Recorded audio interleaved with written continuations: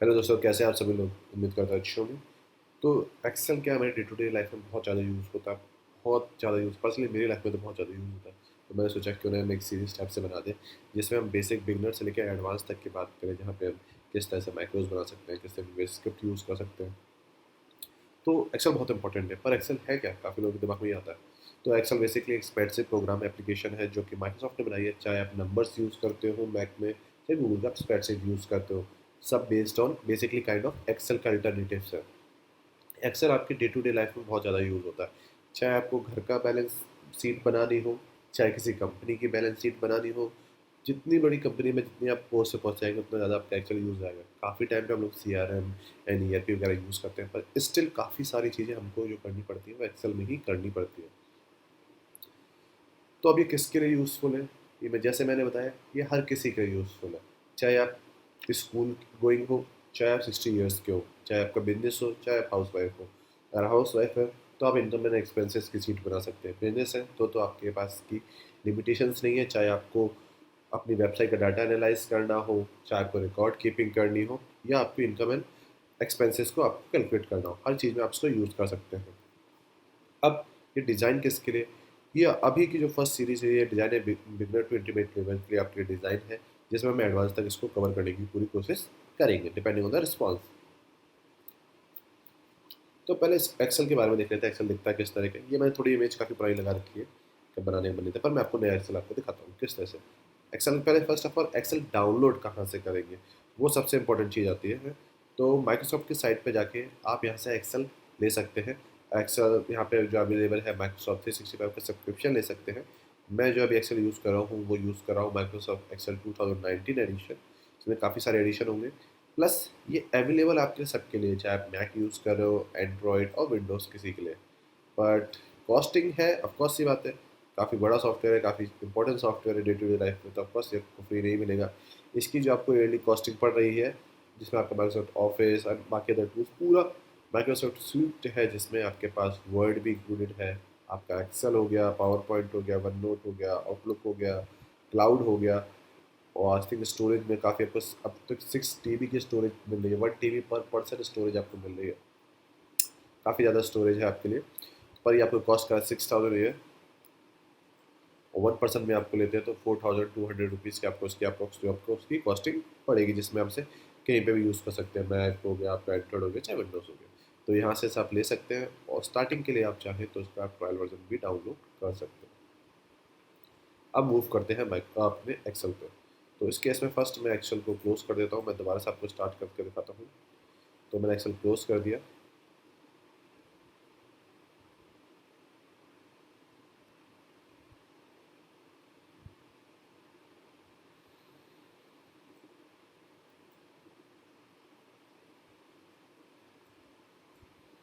ठीक है, तो ये बैक है, जहाँ पे बैक साइड है बेसिकली। ठीक है, यहाँ से आप नई फाइल जनरेट कर सकते हैं। यहाँ से आपने जो भी रिसेंट अभी सेव करी है उनको ओपन कर सकते हैं, और पुरानी कोई फाइल है आप उसे ओपन कर सकते हैं। न्यू में जैसे मैंने बोला कि अभी मोस्टली आप जो यूज़ करेंगे ब्लैंक वर्कबुक को यूज़ करेंगे। आपको लिस्ट बनानी हो, आपको पर्सनल बजटिंग करनी हो, फैमिली बजट करना हो, मैनेज मनी करनी हो, ट्रैक टास्क करना हो, क्रेडिट कार्ड पे ऑफ करना हो, आपके लोन का इंटरेस्ट कैलकुलेट करना हो। हाँ, तो सभी के लिए आपको काफ़ी सारी यहाँ पर टेम्पलेट्स बाय डिफ़ॉल्ट मिल जाएगी। चैनल मार्केटिंग का बजट आपको चेक करना हो, एनुअल फाइनेंशियल रिपोर्ट करनी हो, टाइम शीट, इनवॉइस जनरेट करनी हो, बहुत सारे इसमें ऑप्शन हैं। ये तो कुछ ही है, आप ऑनलाइन जाके इसमें टर्न ऑफ डाउनलोड कर सकते हैं। तो हम स्टार्ट करते हैं पहले ब्लैंक वर्कशीट से। तो अब इसका हमारा काम हो गया, इसको हम नीचे कर देते हैं। ठीक है, तो ये कुछ इस तरह का आपको आपको एक्सेल 2019 दिखेगा। अगर आप पुराना वेरिएंट यूज़ करें डिफरेंट हो सकता है, और आप कोई और वेरिएंट यूज़ करें तो थोड़ा सा लुक डिफरेंस हो सकता है, पर ओवरऑल जो पॉइंट है वो जाएगा। यहाँ पे इसको बोलते हैं क्विक एक्सेस बार। यहाँ जैसे यहाँ पे आप देख सकते हैं, यहाँ पे कुछ ऑप्शन है सेव करने के, होम के ऑप्शन है, जैसे कि आपको फाइल सेव वगैरह करनी हो या फिर नया कुछ ओपन करना हो, तो उसके लिए मैंने वर्क सेकंड ओपन कर दी, तो इसे क्लोज कर देता हूँ।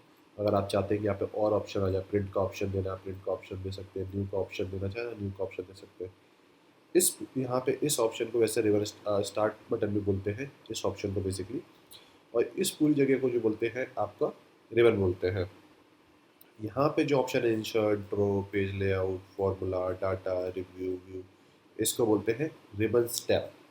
ठीक है, यहाँ पे रिबन टैब्स के अंदर आपके मल्टीपल आपके रिबन ग्रुपिंग है।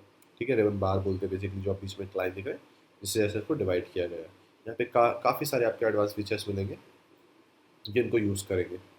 इस पूरे एरिया को जहाँ पे ABCDEFGHIJKLMNOPQ जो आपको दिख रहा है, ये पूरे आपके कॉलम हो जाते हैं।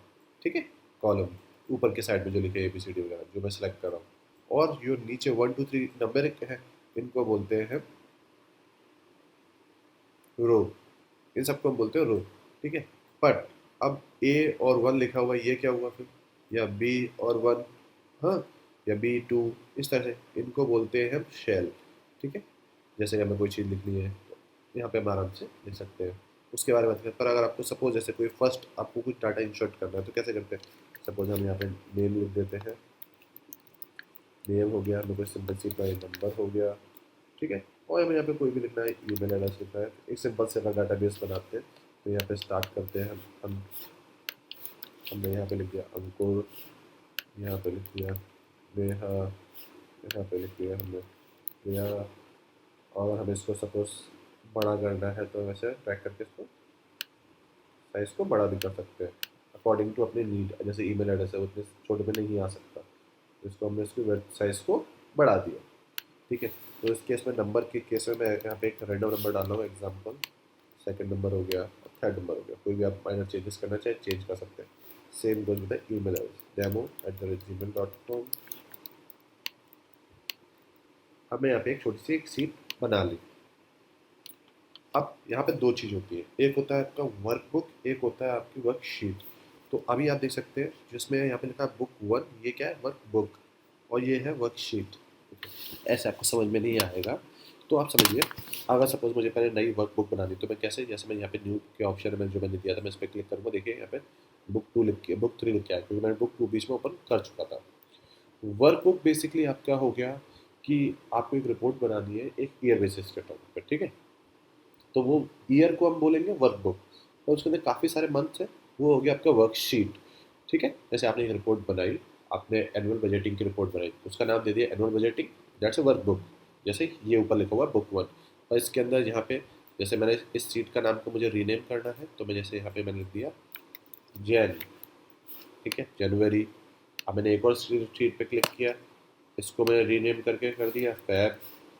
अब देखिए ये फैब हो गया, तो ये क्या हो गई? वर्कशीट। ठीक है, अब इससे हमने सीट्स के बारे में बात करना शुरू कर ही दिया है, तो हम सीट्स को भी थोड़ा सा जान लेते हैं। अगर सीट्स काफ़ी सारे यहाँ पे आपके सीट, अगर आपको कोई नई सीट में फैब है, अब मुझे नई मार्च की सीट बनाई, तो एक ऑप्शन तो मेरे पास है कि मैं न्यू सीट पे क्लिक कर दूँ, और एक ऑप्शन में राइट क्लिक करके तीसरी सीट पे क्लिक कर दूँ, और मैं यहाँ पे मुझे मार्च लिखना है या जो भी लिखना है वो लिख के, और मैं इसको ट्रैक कर दूँ। अगर मैं चाहूँ तो सर ऐसे भी ट्रैक कर सकता हूँ अपने अकॉर्डिंग, आप चाहे तो आप नेक्स्ट करके भी सकते थे। तो मार्च हो गया। अब मैं चाहता हूँ या फिर मैं इस सीट को डिलीट करना, तो मैं एक और सीट बनाता हूँ, देन मैं इसको डिलीट करता हूँ। शीट 4 हो गई। अगर मैं चाहता हूँ उसको डिलीट करना, तो मैं इस पर डिलीट करके इसको मैं डिलीट कर सकता हूँ। नेक्स्ट पे ऑप्शन आता है कि भैया मार्च को नहीं, या मार्च नहीं देना है हमको, क्लोजिंग करनी है, जो भी करना है आप उसको ऐसे मार्च को लिख के, अब मैं यहाँ पे XYZ यहाँ पे नाम दे देता हूँ। तो यहाँ पे देखिए आप कोई भी किसी भी तरह का आप रीनेम कर सकते हैं। अब मूव और कॉपी, ये काफ़ी इंटरेस्टिंग चीज़ है, थोड़ा सा डिफरेंस है, बेसिक कट और कॉपी इस तरह से आप समझ लीजिए। अब मूव करना है, तो बुक 1 क्या हो गया? अरे, तो अब मैं चाहता हूँ कि जो मेरा ये जैन है, ये इसका सारा कंटेंट मेरे पैब में आ जाए, या फिर मैं जैन की मेरे पास एक और कॉपी बन जाए। तो मैं इसको पहले करता हूँ यहाँ पे क्लिक, कॉपी के लिए। अब मैं चाहता हूँ जैन की एक कॉपी बन जाए जिससे मुझे माइनर चेंजेस करना है, तो मैं यहाँ पे नीचे क्लिक करूँगा क्रिएट कॉपी पे, बुक 1 पे। ठीक है, और मैंने यहाँ पे क्लिक किया, ये कॉपी हो गया, देखिए जैन 2 यहाँ पे लिख के आ गया, वर्कशीट की मैंने कॉपी कर दी। ठीक है, अब मैं चाहता हूँ डिलीट करना, तो मैंने यहाँ पे इसको डिलीट कर दिया। ठीक है, पर नेक्स्ट सिनेरियो आता है कि मैंने पूरे साल की एक सीट बनाई थी ईयर बेसिस पे। अब मैं चाहता हूँ 2020 के लिए, 2020 के लिए भी मैं सेम सीट बना लूँ, या कोई डाटा मुझे इस वर्कशीट से कॉपी करके वर्क बुक में दूसरे कैलेंडर में दूसरे साल में भेजना है। तो कैसे? मैं यहाँ पे मेरा ऑप्शन आएगा मूव, और मैंने यहाँ पे किया बुक 1 था, मैंने न्यू बुक कर दिया, मतलब मैं 2021 का, और मैंने यहाँ पे क्लिक किया तो आप देखेंगे एक बार पूरी फाइल सेम खुल गई, इसमें सारा कंटेंट आ गया। वर्कबुक 4, क्योंकि हमने इससे पहले 3 खोला था, उससे पहले 2 खोला था। ठीक है, अब मैं इसे चाहूँ तो यहाँ से क्लोज कर सकता हूँ, और मैं अगर सेव करना चाहूँ तो मैं आपको नेक्स्ट पेज वापस जाकर, ओके, तो मैंने उसको मूव किया था, तो मतलब बेसिकली वो कट किया था, तो यहाँ से वो डाटा मूव हो गया। मैंने मेक कॉपी नहीं किया था, तो जो मैंने इतना सब बनाया था वो मेरे को दोबारा सब कुछ करना पड़ेगा, चाहे मैं अंडू भी कर लूँ तभी वो अंडू नहीं होगा। तो हमारी जो मेहनत थी वो मेरी मिस्टेक के चक्कर में जा चुकी है, तो हमको दोबारा से हल्का सा काम करना पड़ेगा, तो कोई इशू नहीं है। तो हमने यहाँ पे नेम किया, नेम के बाद फिर से हमने यहाँ पे नंबर डाल देते हैं, और फिर यहाँ पे डाल दिया हमने ईमेल। ठीक है, जस्ट अ डेमो। तो यहाँ पे हम लोग देखते हैं,